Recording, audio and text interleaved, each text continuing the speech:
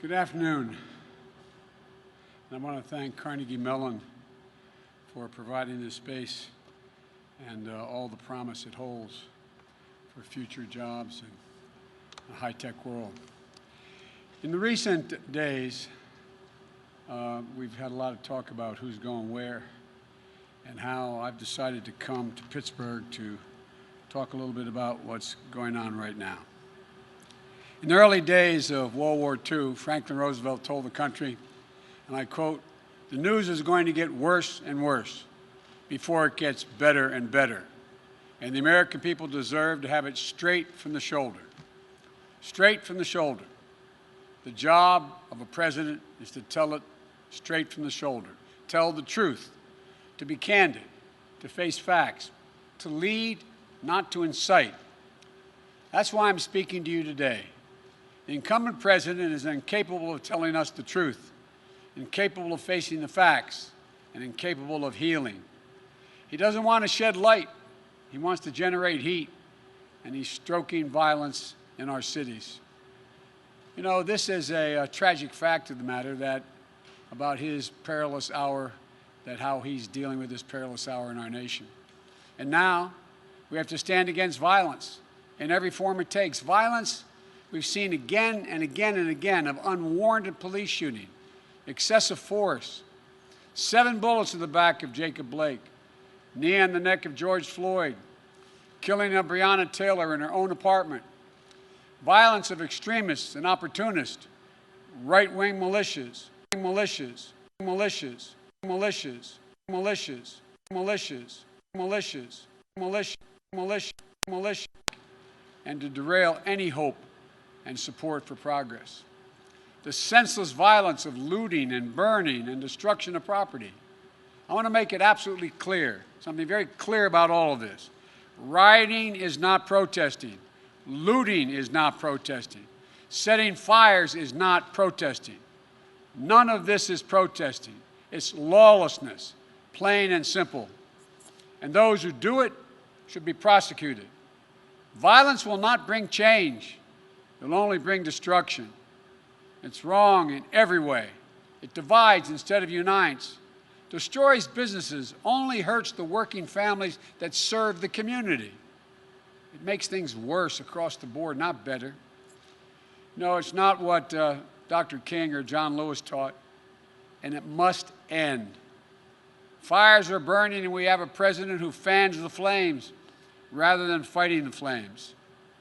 But we must not burn. We have to build. This president, long ago, forfeited any moral leadership in this country.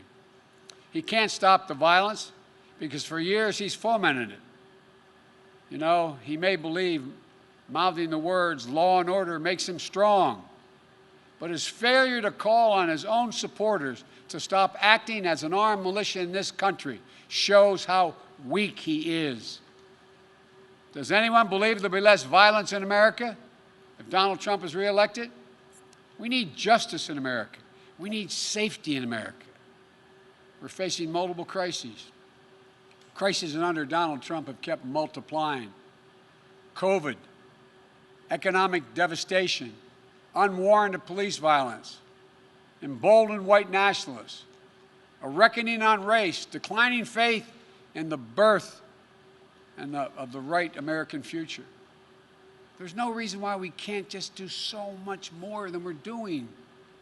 The common thread, the incumbent president who makes things worse, not better. An incumbent president who sows chaos rather than providing order. An incumbent president who fails in the basic duty of the job, which is to advance the truth that all of us know, that we're all born with the right to life, liberty, and pursuit of happiness. That's right, all of us. The moms and dads in Scranton, where I grew up, who have worked and scraped for everything they've ever gotten in life. The auto worker in Michigan, who still makes the best automobile in the world. The single mom in Ohio working 3 jobs just to stay afloat, who'll do anything for her child. Retired veteran in Florida, who gave everything he had to this country and now just wants us to honor the promises made to him. The Lord & Taylor salesperson who just lost their job, a store closing after 194 years in business. Nurses and doctors in Wisconsin who've seen so much sickness, so much death in the past 6 months. And they wonder how much more can they take? But still, they muster up the courage to take care of those patients in this pandemic while risking their own lives. Researchers in Minnesota who woke up this morning determined to find a breakthrough in treating cancer.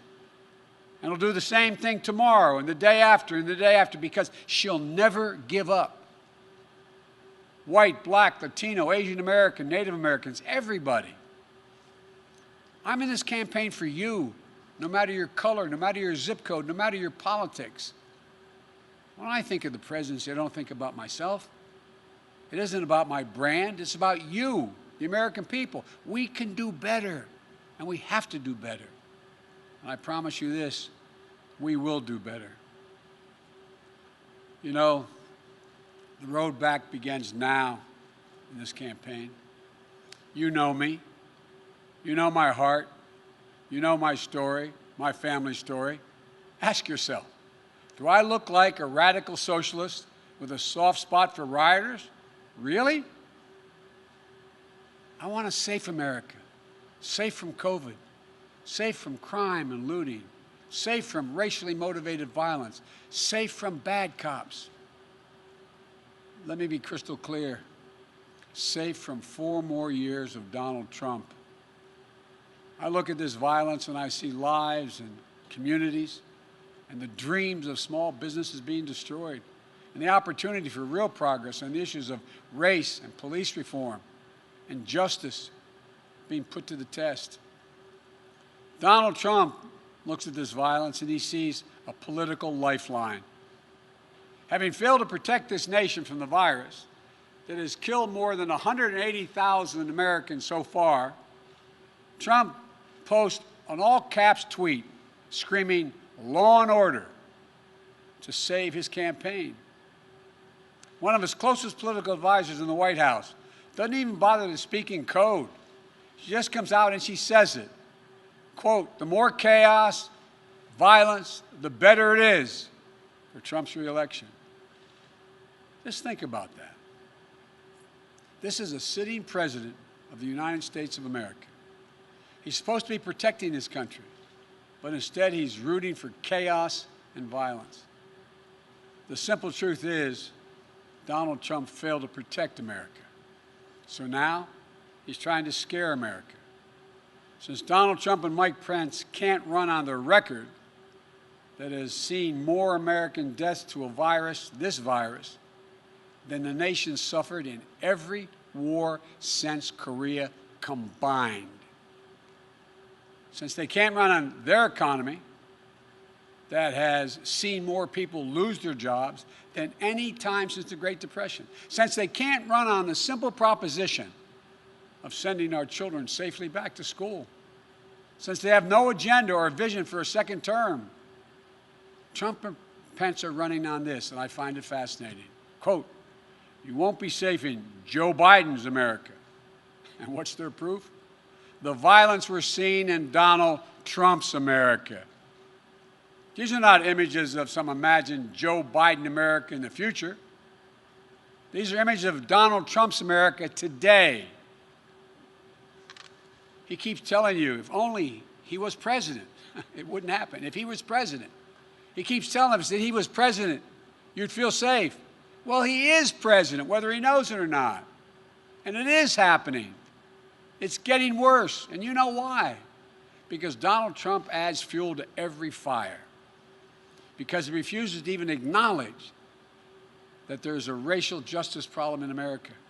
Because he won't stand up to any form of violence. He's got no problem with right-wing militia, white supremacists, and vigilantes with assault weapons, often better armed than the police, often in the middle of the violence at the protesters and aiming it there. And because tens of millions of Americans simply don't trust this president to respect their rights, to hear their concerns, or to protect them. It doesn't have to be this way. When President Obama and I were in the White House, we had to defend federal property. We did it. We didn't see it. You didn't see us whipping up fears around the deployment of secret federal troops. We just did our job, and the federal property was protected. When President Obama and I were in office, we didn't look at cities as Democratic or Republican run. These are American cities. But Trump doesn't see himself as president for all of America. Frankly, I believe if I were president today, the country would be safer and we'd be seeing a lot less violence, and here's why. I have said we must address the issue of racial injustice. I've personally spoken to George Floyd's family and to Jacob Blake's family. I know their pain, and so do you. I know the justice they seek, and so do you. They've told us none of this violence respects or honors George or Jacob. I believe we can bring these folks fighting for racial justice to the table. I've worked with police in this country for many years. I know most cops are good, decent people. I know how they risk their lives every time they put that shield on and go out the door. And I'm confident I can bring the police to the table as well. I'd make sure every mayor and governor had the support they needed from the federal government, but I wouldn't be looking to use the United States military against our own people. If I were president, my language would be less divisive. I'd be looking to lower the temperature in this country, not raise it. I'd be looking to unite the nation. But look, if Donald Trump wants to ask the question, who will keep you safer as president? Let's answer that question. First, some simple facts. When I was vice president, violent crime fell 15% in this country. We did it without chaos and disorder. And yes, we did it with Democratic mayors in most of the major cities in this country. The murder rate now is up 26% across the nation this year under Donald Trump. Do you really feel safer under Donald Trump?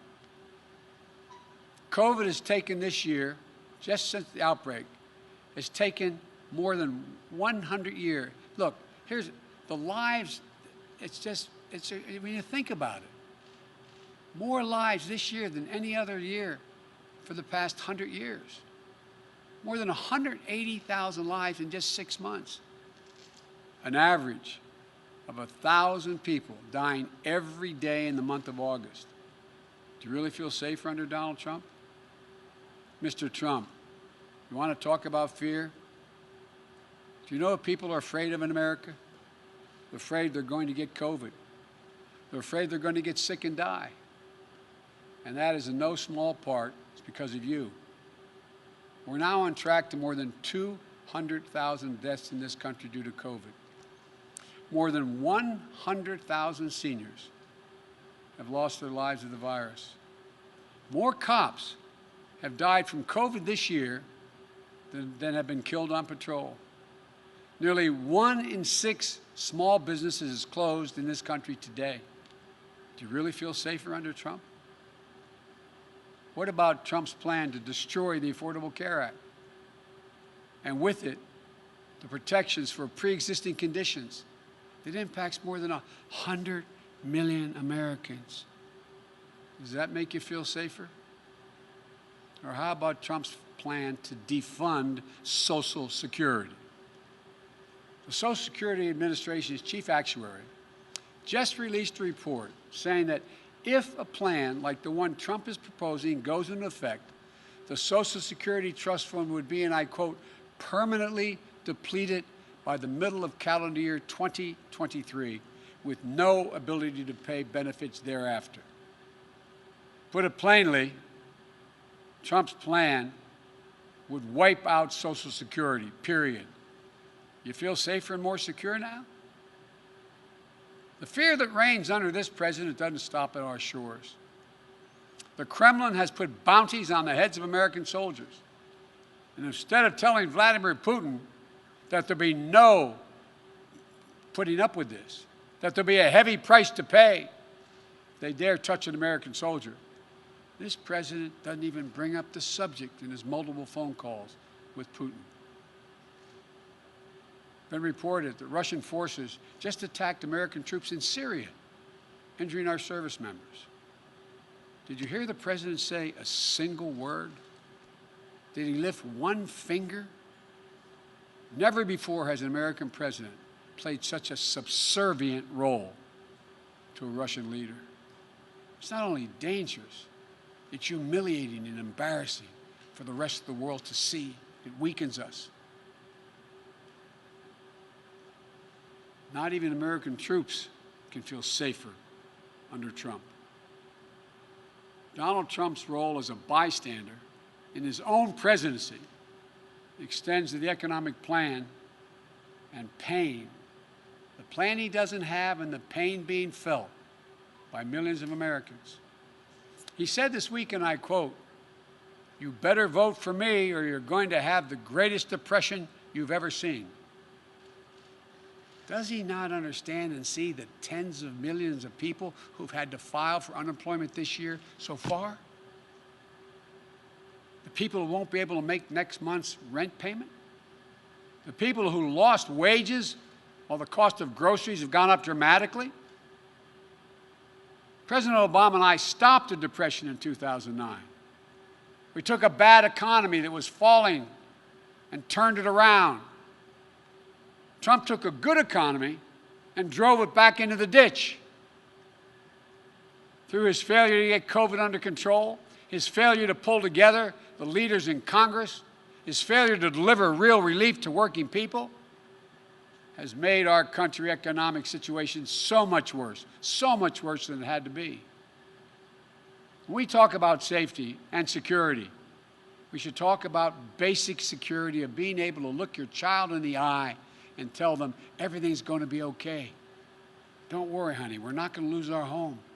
We're going to be able to put food on the table. It's going to be okay. It's the job of a president. I've laid out an agenda for economic recovery that will restore a sense of security for working families. We won't just build things back the way they were before.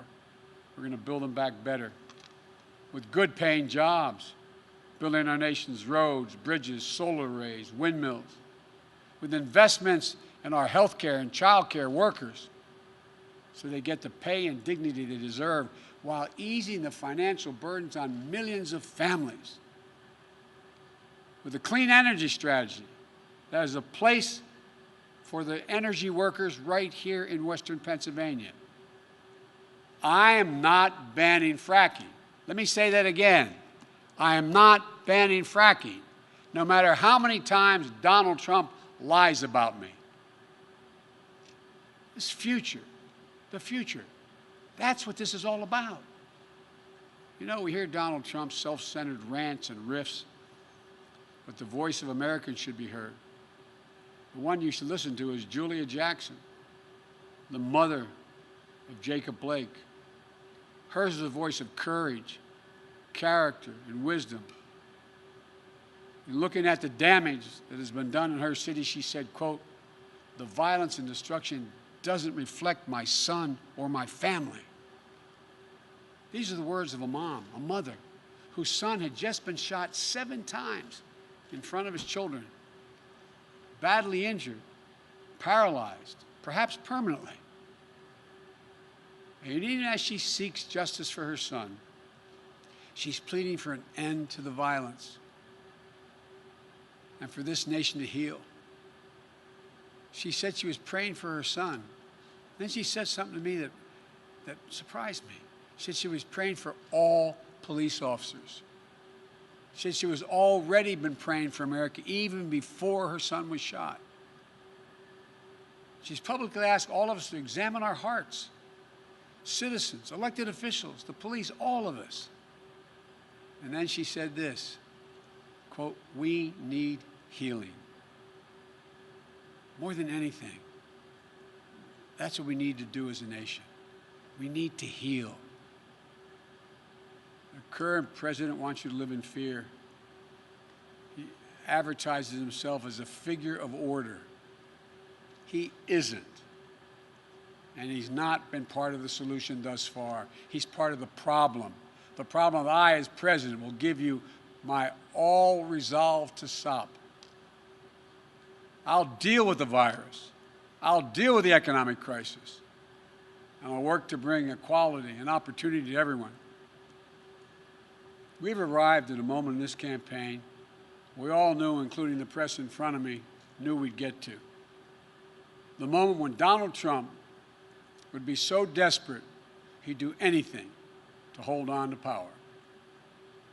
Donald Trump has been a toxic presence in our nation for 4 years, poisoning how we talk to one another, poisoning how we treat one another, poisoning the values this nation has always held dear, poisoning our very democracy. Now, in just a little over 60 days, we have a decision to make. Will we rid ourselves of this toxin? Or will we make a permanent part? We make it a permanent part of our nation's character.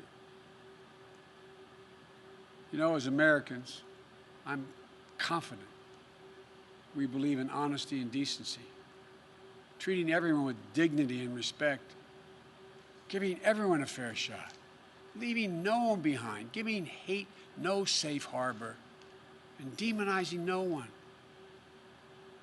We up to now always recognize there's something bigger than ourselves as we're about.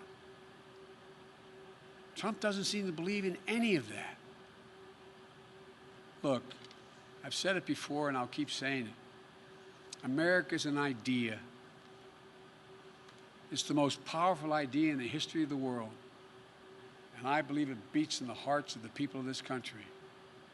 All men and women are created equal. And they deserve to be treated equally. Trump has sought to remake this nation in his image. Selfish, angry, dark, and divisive. This is not who we are. At her best, America has always been, and if I have anything to do with it, will be again generous, confident, an optimistic nation, full of hope and resolve. Donald Trump is determined to instill fear in America. That's what his entire campaign for the presidency has come down to, fear. But I believe Americans are stronger than that. I believe we'll be guided by the words of Pope John Paul II, words drawn from the Scriptures. Be not afraid. Be not afraid. Fear never builds the future, but hope does. And building the future is what America does, what we've always done. In fact, it's what we have done best and continue to do best. This is the United States of America. There's not a single thing beyond our capacity when we decide to do it together. So let's get together. I want to thank you all. May God bless you, and may God protect our troops.